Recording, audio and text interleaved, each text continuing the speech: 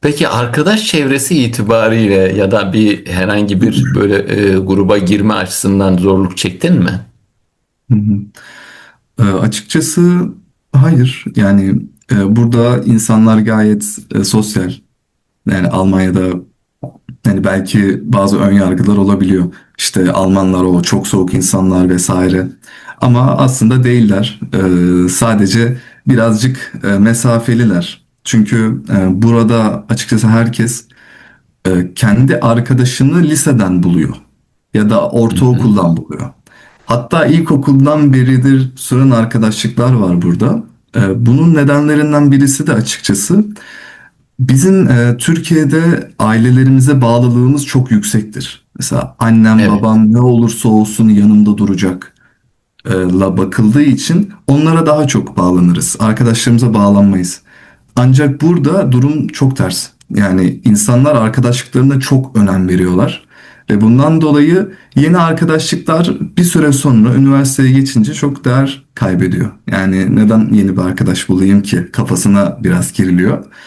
O yüzden e, tabii bu birazcık daha e, böyle ailesel olarak ikinci, üçüncü jenerasyondan gelmiş Almanlar olarak normal. Ama Hı hı. ailesinin de bir göçmenlik durumu varsa mesela o tarz insanlar ama yine burada doğmuş büyümüş o tarz insanlar daha sosyalleşmeye eğilimli oluyor. Anladım. Peki 2 ay oldu henüz gideli. Yani çok uzun bir süre değil bu. Ama bu 2 aylık deneyiminle nasıl bir değerlendirme yaparsın? Türkiye'deki üniversitelerle Almanya'daki üniversiteler. Arada bir fark gördün mü? Evet. Çok çok büyük farklar var. Yani özellikle eğitim sistemi açısından benim Türkiye'de Hacettepe'de okuyan bir arkadaşım var. İşletme okuyor kendisi. Onunla bazen konuşuyorum. Hani sen ne yapıyorsun, sen ne görüyorsun? Hani çünkü ikimiz de birinci sınıfız. Türkiye'de uygarlık dersi, sosyal psikoloji dersi vesaire farklı dersler de görüyorlarmış. Ancak biz burada direkt muhasebe, mikroekonomi, makroekonomi böyle direkt birinci dönemden başlayarak alıyoruz bu dersleri. Hı hı. Yani daha çok işletmeye odaklı dersleri. Bana dediği şey şuydu. Yani biz burada hani hala lisenin devamı gibi hissediyorum demişti mesela bana. Ee, Yani arkadaşın hala genel dersler kapsamında liseden devam eden dersleri alıyor. Siz genel hı hı, dersleri almıyorsunuz. Daha mesleki derslere yönelik bir evet, program var. evet, aynen öyle. Anladım. Bu önemli bir fark. Onun Hı hı. haricinde üniversitelerin kulüpleri çok aktif. E, Türkiye'deki bir diğer sorun da buymuş benim duyduğum kadarıyla. Üniversite kulüpleri çok iş yapmıyormuş. Ancak burada yani mesela ben bir Erasmus kulübüne dahil oldum. E, Mesela galiba 2 ay sonra sınavlardan sonra Fransa'ya gidilecek. Fransa'da bir hafta geçirilecek. Ondan sonra Polonya'ya gidilecek. O harika. Belki Yunanistan olacak vesaire. Süper. Çok aktifler gerçekten. Sürekli üniversiteye söyleşi düzenlemek için. Mesela 2 gün önce e, eski Almanya şansölyesi Angela Merkel'in danışmanı geldi mesela üniversiteye. O bir söyleşi yaptı üniversitede. Hmm. Hani çok aktif oluyor Yani açıkçası. sahadan önemli deneyimleri yüz yüze görebiliyorsunuz. Onlardan hem etkileniyorsunuz hem bilgi alıyorsunuz. Çok güzel bir Evet. fırsat tabii doğru.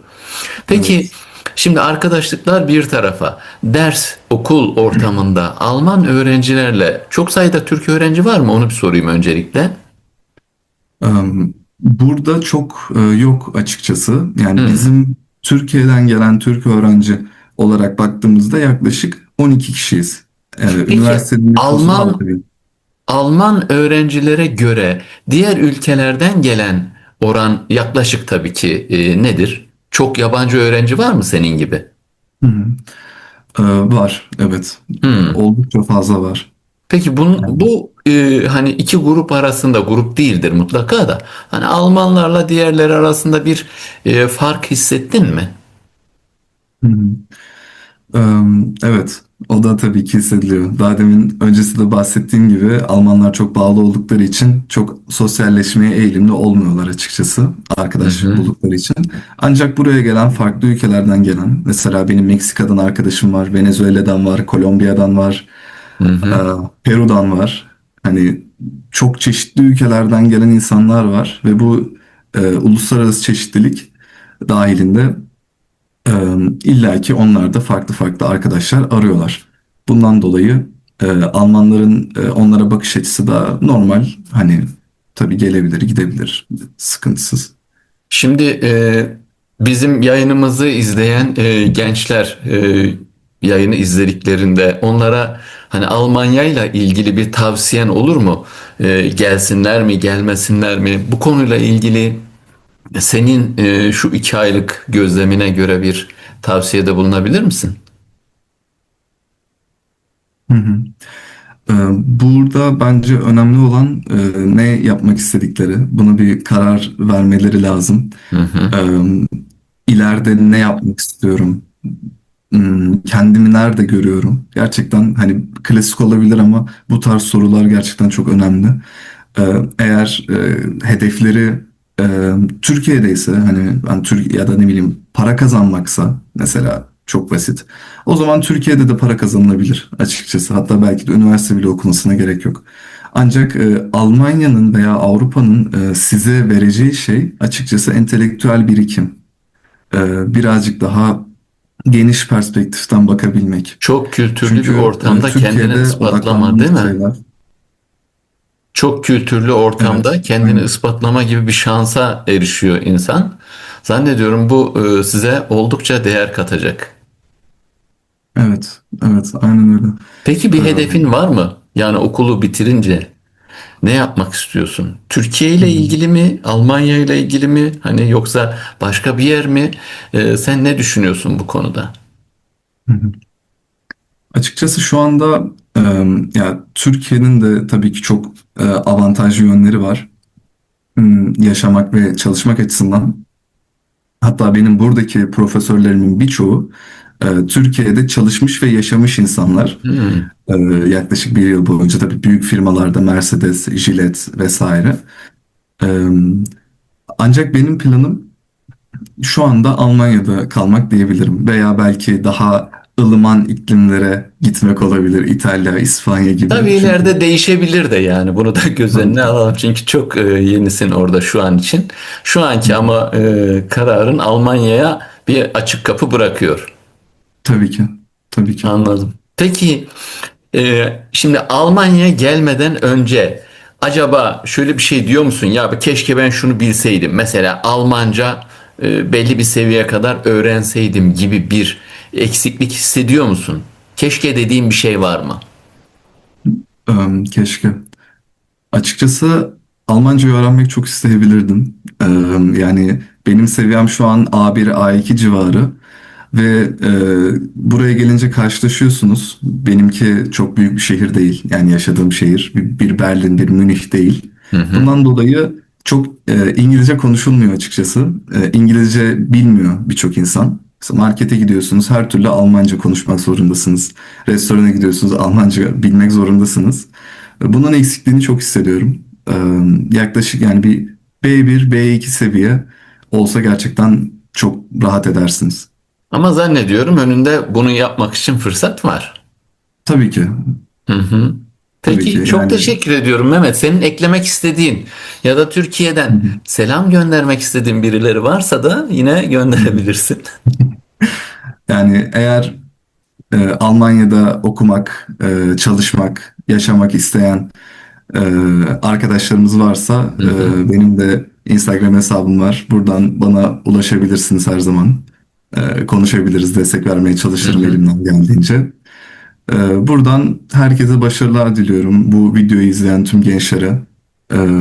Gerçekten iyi bir karar verirsiniz. Eğer Avrupa'ya gitmek istiyorsanız, Almanya'da okumak istiyorsanız. Hı Çünkü hı. burada önünüze açılabilecek fırsat kapısı çok geniş. Bundan dolayı ben arkanızdayım.